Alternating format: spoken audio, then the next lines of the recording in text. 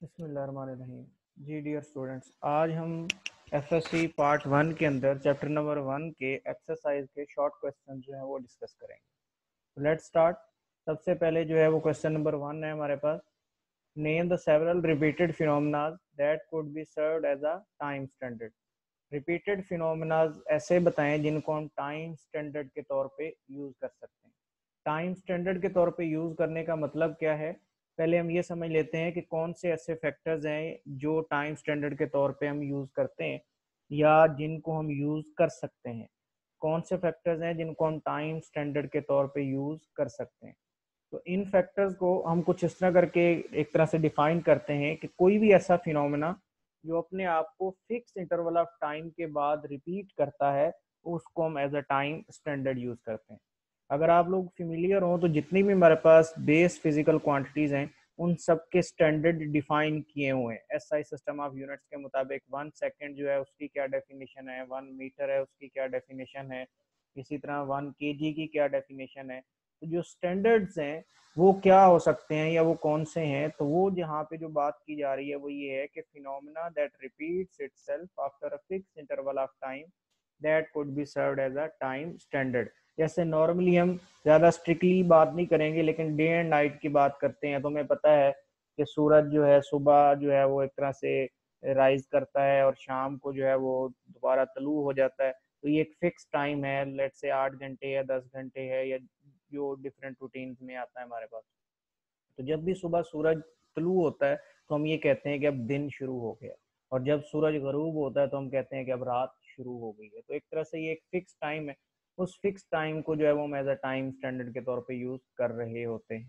अब ये time standard कौन कौन से हैं, उनके नेम जो है वो, सबसे पहला जो है वो motion of earth around the sun है, फिर motion of moon around the earth है, ह्यूमन पल्स रेट है, और फिर इसी तरह rotation of earth around its own axis है। तो ये 4 डिफरेंट फिनोमेना जो उनको यहाँ पे मैंने डिस्क्राइब किया है। इसके अलावा भी डिफरेंट फिनोमेना हैं जिनको आप डिस्क्राइब कर सकते हैं, लेकिन बेसिक जो कंडीशन है वो ये है कि ये ऐसे फिनोमेना होने चाहिए जो अपने आप को एक फिक्स टाइम के बाद रिपीट करें। अगर ये फिक्स टाइम के बाद रिपीट नहीं करेंगे तो हम इनको एज अ टाइम स्टैंडर्ड जो है वो यूज नहीं कर सकते। ये था जी क्वेश्चन नंबर 1। इसके बाद हम क्वेश्चन नंबर 2 की तरफ आते हैं। क्वेश्चन नंबर 2 क्या है जी, give drawbacks to use the period of simple pendulum as a time standard. Simple pendulum के टाइम पीरियड को as a time standard use क्यों नहीं किया जा सकता, उसके क्या ड्रॉबैक्स हैं। तो अभी जैसा मैंने प्रीवियस क्वेश्चन में बताया कि हम सिर्फ वही फिनोमेना जो है उनको हम as a time standard use कर सकते हैं जिनका एक तरह से फिक्स टाइम के बाद अपने आप को रिपीट करें। तो अगर हम सिंपल पेंडुलम की बात करें तो जो सिंपल पेंडुलम है उसका टाइम पीरियड कांस्टेंट नहीं होता। जिस पेंडुलम का टाइम पीरियड कांस्टेंट होता है उसको हम आइडियल सिंपल पेंडुलम कहते हैं। लेकिन जब नॉर्मली हम बात कर रहे होते हैं सिंपल पेंडुलम की तो वो आइडियल नहीं होता। हमें पता है अगर हम उसकी ऑसिलेशन स्टार्ट करवाएं तो एक फिक्स टाइम के बाद या कुछ टाइम के बाद उसकी ऑसिलेशन जो है तो वो स्लो डाउन हो जाती हैं और फिर जो है वो आहिस्ता आहिस्ता रुक जाता है। तो इसका मतलब ये है कि उसका जो टाइम पीरियड है वो कांस्टेंट नहीं रहा, और अगर टाइम पीरियड कांस्टेंट नहीं रहा तो फिर हम उसको as a time standard use नहीं कर सकते। और यही वजह है जो मैंने यहाँ पे लिखा है कि जो time period of a simple pendulum है can not be use as a time standard because time period of the simple pendulum is not constant. जो टाइम पीरियड है वो कांस्टेंट नहीं है other than the ideal simple pendulum. जिस pendulum का time period constant होता है उसको हम आइडियल सिंपल पेंडुलम कहते हैं, और आइडियल सिंपल पेंडुलम जो है उसको हम ट्रीट कर सकते हैं एज अ टाइम स्टैंडर्ड। लेकिन यहाँ पे जो हम बात कर रहे हैं वो जनरली पेंडुलम की बात कर रहे हैं, तो other than simple pendulum, ideal pendulum.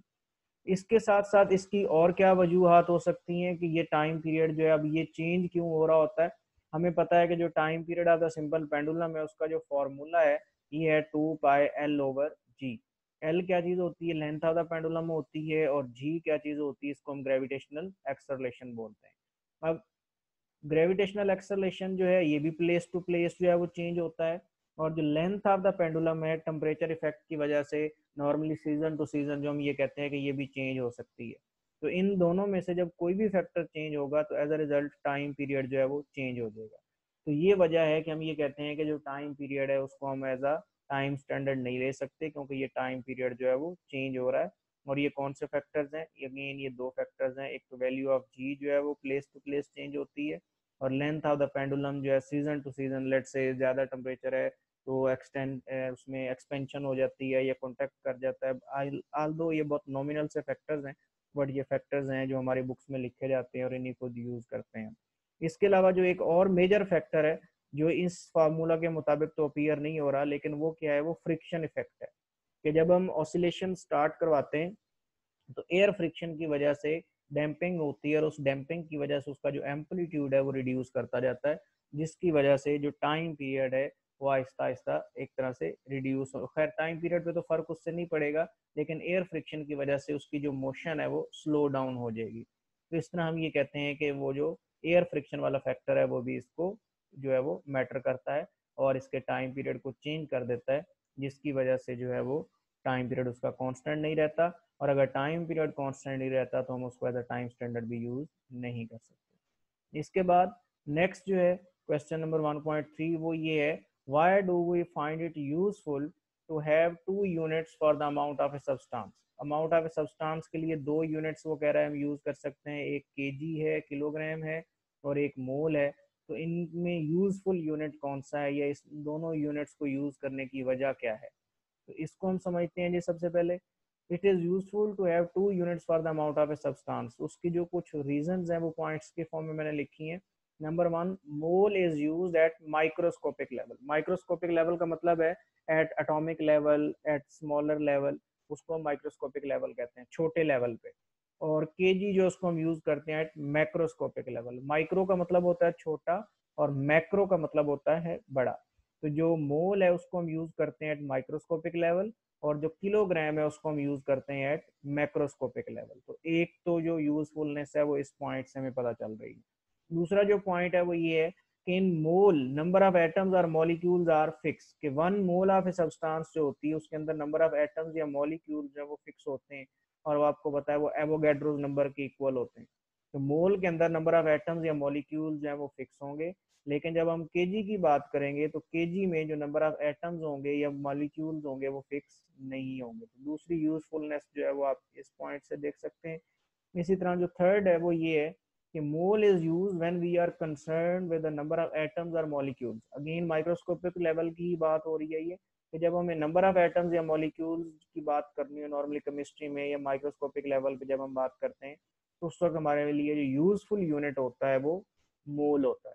लेकिन अगर हमने generally amount of a substance की बात करनी हो तो फिर हम जो है वो केजी यूज करते हैं, और केजी ही जो है उस वक्त हमारे लिए बेहतर जो है वो यूनिट होता है। तो ये कुछ फैक्टर्स हैं जो कि शो करते हैं कि कौन से वाला यूनिट जो है वो हमारे लिए यूजफुल है और कौन से वाला यूनिट जो है वो यूजफुल नहीं है। इसके बाद 1.4 है, three students measured the length of a needle with a scale on which minimum deviation is 1 millimeter and recorded the measurements like this, which record is correct। तीन स्टूडेंट्स हैं, उन्होंने एक निडल की लेंथ मेजर की है और जिस device से मेजर की है उसकी जो लीस्ट काउंट है वो 1 मिलीमीटर है। तो ये तीन मेजरमेंट्स में से कौन सी वाली मेजरमेंट जो है वो करेक्ट है, ये हमने चेकआउट करना है। देखते हैं जी कौन सी वाली मेजरमेंट जो है वो चेकआउट करते हैं कि करेक्ट है। हम सबसे पहले ये देखते हैं कि इसके अंदर जो 0.214 वाली मेजरमेंट है ये करेक्ट है। 0.214 वाली जो मेजरमेंट रिकॉर्ड की गई है वो करेक्ट है। इसकी वजह क्या है, इसको अभी हम देखते हैं। इसकी वजह ये है जी कि जिस डिवाइस से हमने ये लेंथ मेजर की है इंस्ट्रूमेंट से, उसका जो लीस्ट काउंट है वो 1 मिलीमीटर या 0.01 मीटर है। तो इसका मकसद ये है कि उसके जो नंबर ऑफ डेसिमल प्लेसेस हैं वो कितनी है, वो 3 है। मतलब उस इंस्ट्रूमेंट से जो मेजरमेंट्स ली जाएंगी वो पॉइंट के बाद 3 डेसिमल प्लेसेस तक वैल्यूज देगा। अगर आप इन मेजरमेंट्स को देखें जो कि यहाँ पे मैं बताई गई हैं, तो इन मेजरमेंट्स में से जो हमारे पास फर्स्ट वाला है इसमें हमारे पास 1 2 3 4 डेसिमल प्लेसेस हैं, इसमें 2 हैं और इसमें 3 है। तो इसी चीज को मद्देनजर रखते हुए यहाँ से ये जज करते हैं कि जिसमें नंबर ऑफ डेसिमल प्लेसेस 3 होंगी वो वाली मेजरमेंट जो होगी वो क्या होगी, वो करेक्ट होगी। It means that this instrument can measure the readings in 3 order in which number of decimal places are 3। So in this measurement number of decimal places are 3, so this measurement is correct. इस measurement के correct होने की जो वजह है वो ये है। इसके बाद नेक्स्ट जो है हमारे पास 1.6 time period of a simple pendulum is measured by stopwatch. What type of errors are possible in the time period? Time period में पॉसिबल एरर्स जो है वो कौन कौन से हो सकते हैं, तो वो हम अच्छा जी। तो नेक्स्ट जो क्वेश्चन है हमारा ये है जी कि कौन time period of a simple pendulum is measured by stop watch, what type of errors are possible. अगर हम टाइम पीरियड को स्टॉप वॉच से मेजर करते हैं तो कौन कौन से एरर्स जो है वो उसमें पॉसिबल हो सकते हैं। तो नंबर वन हम ये बात करते हैं कि टाइम पीरियड जब हम मेजर करेंगे तो उसके लिए हम स्टॉप वॉच यूज करते हैं, और स्टॉप वॉच यूज करने के दौरान अगर स्टॉप वॉच के अंदर कोई एरर है, उसकी कैलिब्रेशन ठीक नहीं है, तो उस तरह का जो एरर डेवलप होगा उस एरर को बोला जाएगा सिस्टमेटिक एरर। तो एक्चुअली दो तरह के एरर्स पॉसिबल हैं, इनमें से एक जो है वो सिस्टमेटिक एरर है और जो दूसरा है वो रैंडम एरर है। सिस्टमेटिक एरर जो है वो अगेन किस वजह से अपीयर होगा, due to fault in the stop watch, stop watch में फॉल्ट की वजह से होगा। और जो रैंडम एरर है ये हर तरह की एक्सपेरिमेंट के अंदर अपीयर हो रहा होता है, जिसकी कोई भी रीजन हो सकती है। तो इस तरह के जो एरर्स हैं वो दो एरर्स जो है वो पॉसिबल हो सकते हैं। Again time period of a simple pendulum is measured by stop watch, then following errors are possible. Number one systematic error, number two random error. Systematic error किस वजह से है, due to the fault in a stopwatch. stopwatch में fault क्या हो सकता है, उसकी कैलिब्रेशन जो है वो ठीक नहीं हो सकती, या एक तरह से आप ये भी कह सकते हैं कि आपने टाइम पीरियड जो है वो सही तरह से मेजर नहीं किया या नोट नहीं की रीडिंग सही तरह से, तो ये फैक्टर्स जो है ये उसको अफेक्ट करेंगे। और रैंडम एरर तीसरा पर्सनल टाइप ऑफ एरर भी आप कह सकते हैं, जो कि इनअप्रोप्रिएट मेथड की वजह से हो गया, या उसका जो एक्सपेरिमेंट परफॉर्म कर रहा है उसके साथ किसी किस्म का तल्लक हो सकता है।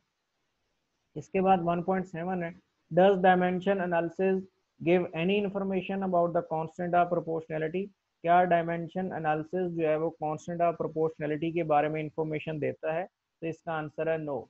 Dimension analysis does not give any information about the constant of proportionality. जो कांस्टेंट ऑफ प्रोपोर्शनैलिटी होते हैं उनको या तो मेजर करने का तरीका है ये कि एक्सपेरिमेंटली या तो मेजर किए जाते हैं या उनको थ्योरेटिकली मेजर किया जाता है। जो डायमेंशन एनालिसिस है वो कांस्टेंट के बारे में कोई इंफॉर्मेशन नहीं देता, ज़्यादा से ज़्यादा कांस्टेंट्स के जो है वो यूनिट्स आप मालूम कर सकते हैं, इसके अलावा जो है वो डायमेंशन एनालिसिस आपको कोई इंफॉर्मेशन नहीं देगा। तो इस तरह ये क्वेश्चन नंबर 1.7 था। नेक्स्ट जो है वो 1.8 dimension, right the dimension of pressure and density. Pressure and density की डायमेंशन लिखें जी। प्रेशर का सबसे पहले हम फार्मूला लिख लेंगे, फोर्स पर यूनिट एरिया।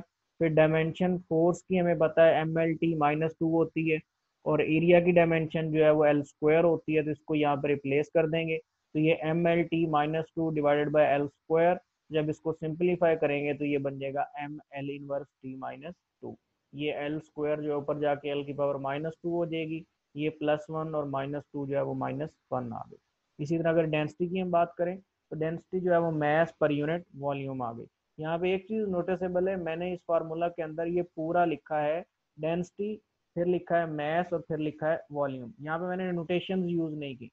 उसकी वजह ये है कि मैंने कई दफा स्टूडेंट्स को ये देखा है कि जब वो यहाँ पे M/V लिखते हैं तो वो V वॉल्यूम और V वेलोसिटी उसको कंफ्यूज कर जाते हैं, और वेलोसिटी की जगह वॉल्यूम की जगह वो LT इनवर्स डायमेंशन पुट कर देते हैं, जिससे वो डायमेंशन सारी की सारी जो है वो रॉन्ग हो जाती है, गलत हो जाती है।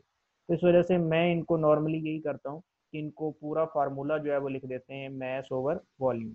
अब हमें पता है कि मैस की जो डायमेंशन है वो M है और वॉल्यूम की डायमेंशन जो है वो L³ है।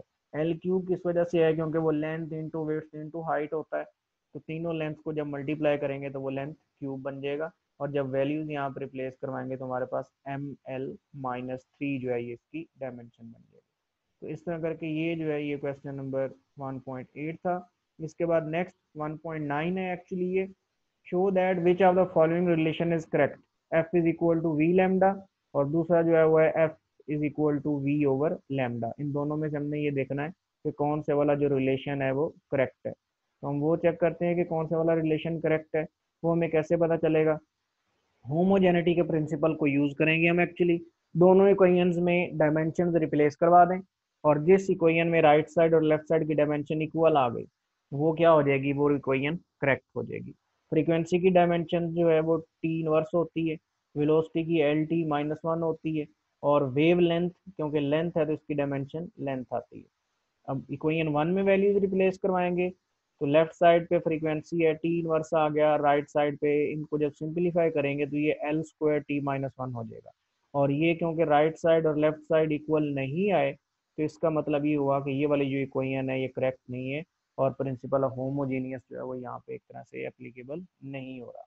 अगर हम दूसरी तरफ दूसरी इक्वेशन की बात करें, जब यहाँ पे वैल्यूज रिप्लेस करवाएंगे तो लेफ्ट साइड पे टी इनवर्स है, राइट साइड पे L T inverse over L, तो एल और एल जो है ये आपस में कैंसिल हो जाएगा। बाकी हमारे पास क्या बच जाएगा, बाकी हमारे पास राइट साइड पे भी टी इनवर्स बच गया और लेफ्ट साइड पे भी जो है वो टी इनवर्स बच गया। तो राइट साइड और लेफ्ट हैंड साइड इक्वल हो गई। तो इस तरह करके ये शो कर रहा है कि ये जो इक्वेशन है ये डायमेंशनली करेक्ट है, कि जो फ्रीक्वेंसी है वो किसकी इक्वल होती है, वो वी ओवर लैम्डा की इक्वल होती है।